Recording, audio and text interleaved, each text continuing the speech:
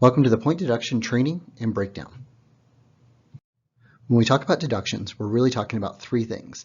First, point deduction for issues with skills that bobble, fall, or drop. We also have rule violation for non-compliance with the event rules, and safety violations for not following the USA Cheer guidelines. Deductions were added to promote safety, encourage perfection of routines, and level the playing field. Deductions have been given before or after performance. This would include stunts that are not dismounted safely after the routine, additional personnel taking the floor, or unsportsmanlike behavior. Each section on the score sheet represents the floor for a 15-second time frame. The time in the routine is represented in the lower right corner of that section. The hash marks are used to place deductions in the appropriate location on the floor. On the right, we have the key that indicates the abbreviations used for a quick reference to the point values. When a point deduction occurs, the letters to the left of the section should be circled to indicate the type of skill that had an issue. The type of deduction should be marked on the floor. Multiple deductions can be given in the same slot. In this example, during the 15 to 30 second time slot, there was an athlete minor fall to the front center of the mat as a part of running or standing tumbling. We'll start with individual athlete deductions. These deductions are per person per occurrence with no maximum. If a deduction is received and an athlete attempts another skill, additional deductions could be assessed. Omissions of skills should not receive a deduction. This would include tumblers who do not perform the last skill in a pass or athletes that mark tumbling. Athletes must be performing tumbling, jumps, or other skills to be considered for an athlete deduction. Falling, tripping while walking would not constitute a deduction. Athlete minor falls are worth 0.25 deduction and are issued for hands or knees down on tumbling, jumps, or other skills. Athlete major falls, worth 0.5, are given for landings on the head, shoulders, or back during tumbling, jumps, or other skills. The difference here is the safety of the athlete and the severity of the landing. Next, we have our building deductions. These deductions are per group per occurrence with no maximum. If a deduction is received and the group elects to rebuild, additional deductions could be assessed. Stunts that are not attempted should not receive a deduction. This would include co-ed stunts that do not release or group stunts that do not go above a load-in position. There is an exception for pyramid falls for the maximum deduction. Our first building deduction is a building bobble worth 0.5. These are issued for stunts, tosses, or pyramids that almost fall or drop. This can include excessive movement of the bases, dropping of an extended stunt to prep level, or stunts that drop but at least one supported foot is still at prep level. When we talk about excessive movement of the bases, there are some stunts that require bases to move. These stunts would not be included if they are performed correctly. This does not include the dropping of a body position or skills that are not attempted. Next is building minor falls worth 2 points.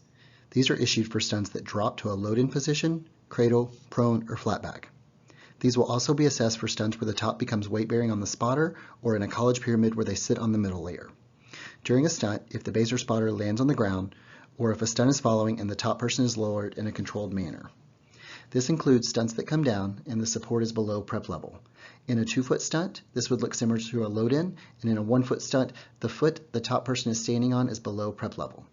For tosses, incomplete twist, this would include landing on your side or in a prone position. Next, we have our building major fall worth 3 points. This includes dropping to a compromising position. Basically, anything not listed under minor falls. We also go back to the lowering of a falling stunt, but this time it's uncontrolled. For our college teams, incomplete flipping tosses, and any toss that does not land in a cradled position. What we're looking for here is an upright or inverted landing. If during a pyramid a team was to receive more than 4 points in deductions, we could possibly use a pyramid fall deduction. For our school teams, this is 2 or more connected stunts falling. For our college teams, 2 or more top persons and or middle layers falling. During a pyramid, building bobbles, minor falls, and major falls will be used until a single pyramid has received 4 points in deductions. Once the pyramid has received 4 points or more points in deductions, the pyramid fall deduction will be used. If multiple pyramids are built at the same time, each pyramid is treated separately. While this deduction is a max of 4.0, if later on in the routine the team elects to rebuild another pyramid, they could receive another pyramid fall deduction. Now we'll move into our rule violations. First, we have out of bounds worth half a point. This is one entire hand, foot, or body part outside of the performance area. This would not include someone standing inside the performance area picking up or discarding a prop. Next, we have 2 different deductions for props. The first one is if a top person in a stunt releases a prop made of solid material or has hard edges to the ground, a 1.0 deduction will be assessed. The second prop deduction is for a person on the ground throwing a hard prop. To give this deduction, judges will look for a break in the wrist or the arm extending away from the body. The second deduction is worth a half a point. Each prop rule can only be applied one time to each performance for a total of 1.5 in deductions for props. As an additional rule for safety, bows should not be excessive in size and shouldn't be a distraction to the performance. Bows should be worn in a manner to minimize the risk for the participants, should be adequately secured on the back of the head with the tails facing down, and should not fall over the forehead onto the participant's eyes or block the view of the participants while performing. Unfortunately, we also have a deduction for unsportsmanlike behavior. This is when a coach is in a discussion with an official, other coaches, athletes, or parents and spectators. They must maintain professional conduct. While this deduction is worth 1.0, increased behavior could result in removal or disqualification. Along with unsportsmanlike behavior, teams should limit celebrations and introductions when competing. Introductions are considered part of the routine and will be timed as part of the performance. To ensure you don't have any issues, team breaks, rituals, and traditions need to take place prior to entering the mat. Teams should take the floor immediately with spirit and enthusiasm, but without excessive gestures, including chest bumps and handshakes. Teams should refrain from any type of excessive celebration following the team's performance. This would include team huddles, alternates, or coaches entering the competition floor, or falling to the ground at the end of the performance. Teams will be timed while performing. Below is a chart of the time limits in place. Timing will begin with the first movement, voice, or note of music, whichever comes first. 3 points will be deducted for 1 to 5 seconds over, 5 points for 6 to 10 seconds, and 7 points for 11 seconds and greater over. Judges will not issue a deduction until their stopwatches show a time of 3 seconds over the allotted time. Multiple time deductions can be given. For example, if a high school team has music timed at 1:40 and a routine timed at 3 minutes, they will receive 5 points for the first issue, 7 points for the second issue, for a total of 12 points in deductions. Game day timing will not include the team's spiriting, rally, or individuals performing jumps, kicks, or tumbling prior to the start of the routine.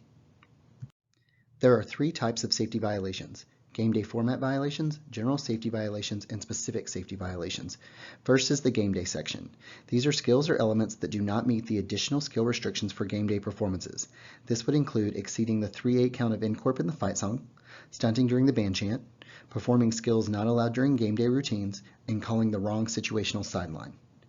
General and specific safety violations can still be given during a game day performance. Next, we have our general safety violations. This is when skills are performed illegal, however, the skill itself is legal. This would be brace flips where one of the bracers happens to fall, incorrect spotter grips on single base style stunts, or performance errors that happen throughout the routine. Finally, we have specific safety violations. These occur when an illegal skill is performed. Some examples here are brace flips with a shoulder sit bracer, release transitions landing inverted, pancakes from an extended stunt, single base stunts without a spotter present, or double twisting tosses. This concludes the UCA point deduction breakdown and training. We look forward to seeing you guys at a competition. If you have any questions, please email them to ucascoring@varsity.com.